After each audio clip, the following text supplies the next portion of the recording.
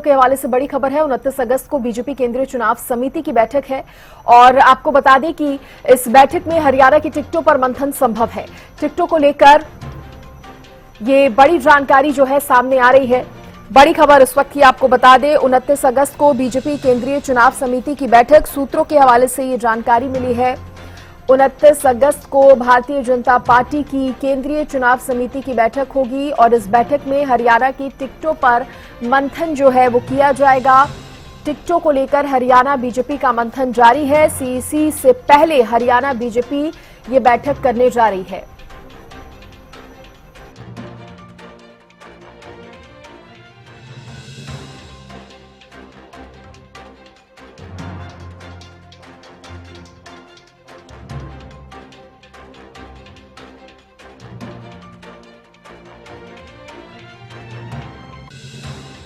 हवाले से इस वक्त की बड़ी खबर आपको बता रहे हैं। 29 अगस्त को बीजेपी केंद्रीय चुनाव समिति की बैठक होनी है और इस बैठक में हरियाणा की टिकटों पर भी मंथन संभव है।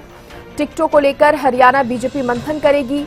सीईसी से पहले हरियाणा बीजेपी भी मंथन करेगी और उसके लिए भी एक बैठक रखी गई है। देखिए, इससे पहले गुरुग्राम में भी 2 दिवसीय बैठक का आयोजन किया गया था जिसमें मंथन हुआ था प्रदेश स्तर पर। और देखिए, एक बार फिर से एक और बैठक हरियाणा बीजेपी की होगी जिसके बाद 29 अगस्त को केंद्रीय चुनाव समिति की भी एक बेहद अहम बैठक होगी और उसमें टिकटों को लेकर मंथन होगा, विचार जो है किया जाएगा। ऐसी जानकारी सामने आ रही है।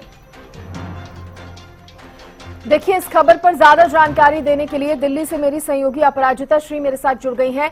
अपराजिता, 29 अगस्त को एक बेहद अहम बैठक होने जा रही है भारतीय जनता पार्टी केंद्रीय चुनाव समिति की और जिस तरह से बताया जा रहा है टिकटों पर विचार इस बैठक में होगा और उससे पहले की अगर बात करें तो उससे पहले प्रदेश स्तर पर भी कुछ और बैठकें होनी है, ऐसी भी जानकारी है। अपराजिता। जी बिल्कुल, देखिए सृष्टि, भारतीय जनता पार्टी की केंद्रीय चुनाव समिति की बैठक सूत्रों की माने तो कहा जा रहा है कि 29 तारीख को होने वाली है, यानी 29 अगस्त को बीजेपी की केंद्रीय चुनाव समिति की बैठक होगी। उस बैठक में मंथन किया जाएगा, टिकटों को लेकर के आखिरी मोहर लगाई जाएगी। वहीं अगर लिस्ट की बात करते हैं बीजेपी की तो उसके नेक्स्ट डे यानी 30 अगस्त को हम उम्मीद कर सकते हैं कि बीजेपी की दूसरी लिस्ट यानी कह सकते हैं हरियाणा को लेकर के जो लिस्ट है वो जारी की जा सकती है। वहीं बिल्कुल उससे पहले की अगर हम बात करते हैं तो प्रदेश के स्तर पर भी कुछ जो नाम है वो सामने आ सकते हैं, यानी प्रदेश के स्तर पर भी जो बैठकें हैं वो देखने को मिल सकती है क्योंकि देखिए लगातार बैठकों का दौर बीजेपी का देखने को मिल रहा है। लगातार बैठक हो रही है प्रदेश के स्तर पर, कई बैठकें ऑलरेडी हो चुकी हैं। वहीं देखिए 25 तारीख को बैठक भी होने वाली थी केंद्रीय चुनाव समिति की बैठक में, हरियाणा को लेकर भी चर्चा होने वाली थी। हालांकि चूंकि अभी और भी मंथन करना प्रदेश के स्तर पर और भी डिस्कशंस करने अभी बाकी है जिसको लेकर के 25 तारीख को बैठक नहीं हुई। हालांकि 29 तारीख को कहा जा रहा है कि हरियाणा को लेकर के केंद्रीय चुनाव समिति की बैठक में चर्चा की जाएगी। वहीं अगर हम प्रदेश के स्तर पर बात करते हैं तो देखिए गुरुग्राम में बैठक हुई थी, 2 दिवसीय बैठक हुई थी। सभी 90 सीटों को लेकर के पैनल तैयार किए गए थे। कुछ पैनल ऐसे थे जिसमें केवल एक नाम यानी कहीं ना कहीं स्पष्ट रूप से प्रदेश के स्तर पर फिक्स कर दिया गया है कि वही चुनाव लड़ते हुए नजर आएंगे। वहीं कुछ नाम ऐसे भी हैं, कुछ पैनल ऐसे भी हैं जिसमें करीब 3 से 4 नाम डाले गए हैं। उसे लेकर के डिस्कशंस हो रहे हैं प्रदेश के स्तर पर। फाइनल लिस्ट प्रदेश के स्तर पर बनाया जा रहा है। एक बार वो तैयार हो जाएगा यानी 29 तारीख से पहले जब वो तैयार हो जाएगा, बैठकें का दौर देखने को मिलेगा बीजेपी का प्रदेश के स्तर पर, जिसके बाद फिर 29 तारीख को यानी 29 को सीसी की बैठक में उसको आखिरी मोहर लगाए जाएंगे। जी अपराजिता, किन किन पहलुओं पर पार्टी की तरफ से विचार किया जा रहा होगा लिस्ट जारी करने से पहले, क्योंकि देखिए राजनीतिक समीकरण क्या है और सियासी उठापटक भी तमाम हुई है। इन सारी बातों को देखते हुए और इन पर मंथन करते हुए, इन पर चर्चा के बाद ही अपने उम्मीदवार पार्टी जो है उतारना चाहेगी।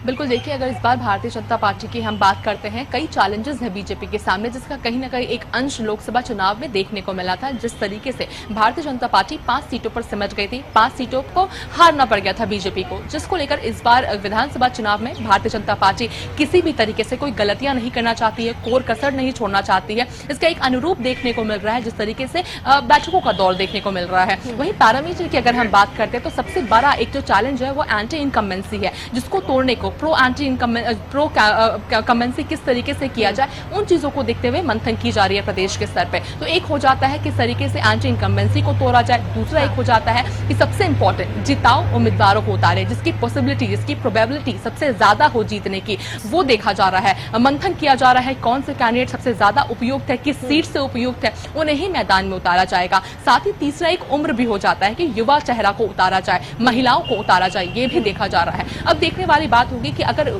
युवाओं को मौका दिया जाता है, कौन से युवा को दिया जाता है मौका, क्या उसकी जीतने की कितनी पॉसिबिलिटी है, क्या मैदानी स्तर पे, जमीनी स्तर पे क्या उसकी पकड़ कैसी है, ये सब चीजें भी देखी जाएगी। तो बिल्कुल कहा जा रहा है कि 20 से 25% नए चेहरे, युवा चेहरे को मौका दिया जा सकता है, महिलाओं को इसका मौका दिया जा सकता है। तो ये भी एक कारण, पार्टी अपराजिता ये कह चुकी है कि नए चेहरों को मौका मिलेगा, और जिस तरह से आप भी कह रहे हैं कि युवाओं को मौका यहाँ पर मिल सकता है, और महिलाओं का भी आपने जिक्र किया, क्योंकि जब भी कोई पार्टी उम्मीदवारों की लिस्ट अपनी जारी करती है तो युवाओं के साथ साथ महिलाओं पर भी खास फोकस रहता है देखने वालों का, और इसको लेकर कई बार सवाल भी उठते हैं। अगर महिलाओं को कम सीटें मिलती हैं, टिकटें मिलती हैं, कम टिकट दी जाती है, तो कहीं ना कहीं इस पर भी विशेष फोकस पार्टी रख सकती है, ऐसा माना जाए।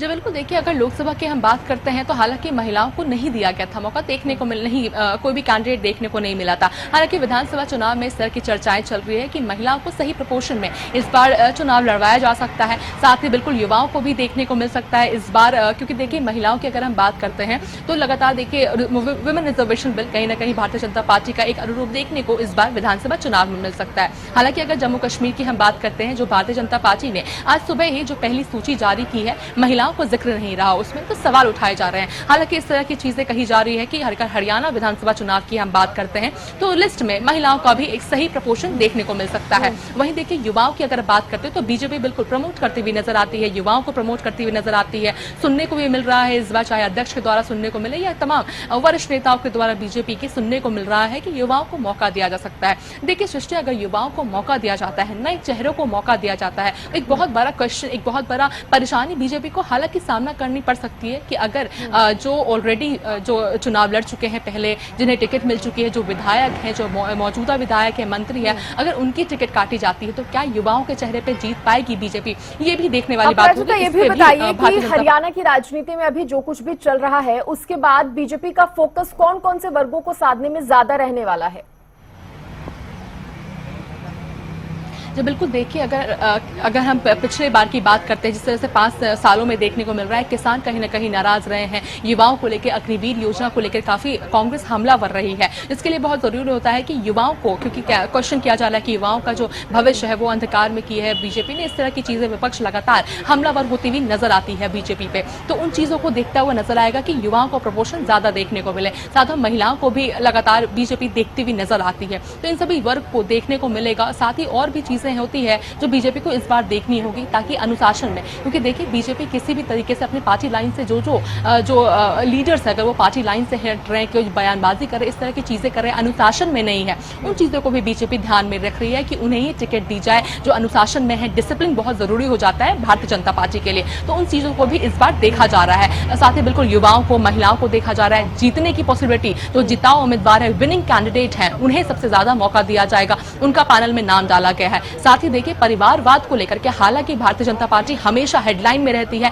कि परिवारवाद को हमेशा मना करती रहती है कि इस तरह की चीजें नहीं होनी चाहिए। हालांकि देखिए इस बार भी चर्चाएं चल रही है कि कुछ जो मंत्री हैं, कुछ जो नेता हैं, वरिष्ठ नेता हैं, वो चाहते हैं कि उनके परिवार के लोगों को इस बार टिकट दी जाए, अपने पुत्र को, अपने पुत्री को, अपने परिवार वालों को दी जाए। तो वो देखने वाली बात होगी कि अगर उनके बच्चों को, उनके जो रिलेटिव को अगर दी जाती है टिकट, तो क्या इसका असर रहने वाला है, क्या विपक्ष इस बात को लेकर घेरती हुई नजर आएगी, और अगर नहीं देते हैं तो क्या इसकी नाराजगी, वरिष्ठ नेताओं की क्या नाराजगी बीजेपी झेल पाएगी, ये भी देखने वाली बात होगी। साथ ही देखिए परिवारवाद की अगर डेफिनेशन की हम बात करते हैं तो प्रधानमंत्री नरेंद्र मोदी एक बार लोकसभा में हमने सब सुना था किस तरीके से बोलते हुए नजर आए थे कि परिवारवाद का मतलब वो नहीं होता है कि जो केपेबल है उसे मौका मिलना चाहिए, चाहे उसके पिता केपेबल हो, उनके दादा केपेबल हो, उनके अगर बेटा बेटी भी, पोता पोती भी केपेबल है तो बिल्कुल उन्हें मौका देना चाहिए। हालांकि अगर उन्हें बिल्कुल डिमोटिवेट करते रहते हैं कि जिसकी केपेबिलिटी नहीं है फिर भी दरपीदी मौका मिलती है तो उसे परिवारवाद कहते हैं। इस तरह की चर्चाएं हालांकि लगातार बीजेपी कहती अब रजनी, नजर आती है। ये भी बताइए कौन से वो विधानसभा क्षेत्र हैं या कौन सी सीटें हैं जो हॉट सीट रहने वाली हैं, जहां पर भारतीय जनता पार्टी की कुछ ज्यादा नजर रहेगी, या भारतीय जनता पार्टी को लग रहा हो कि इस एरिया में, इस क्षेत्र में बेहतर उम्मीदवार जो है वो खड़ा करना है?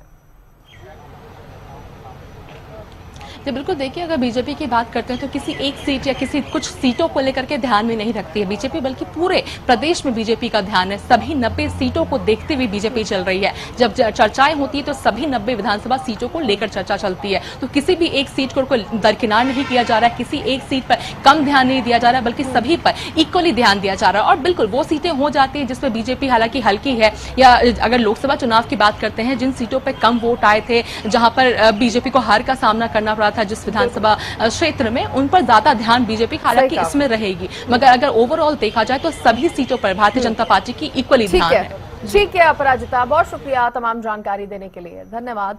तो देखिए, भारतीय जनता पार्टी का हम जिक्र कर रहे हैं, जल्द ही एक और बैठक होने जा रही है केंद्रीय चुनाव समिति की, जिसमें हरियाणा को लेकर चर्चा होगी।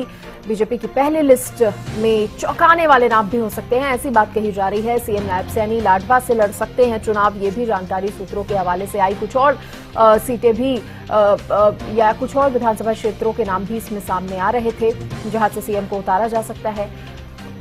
29 अगस्त को बीजेपी केंद्रीय चुनाव समिति की एक बेहद अहम बैठक होने वाली है।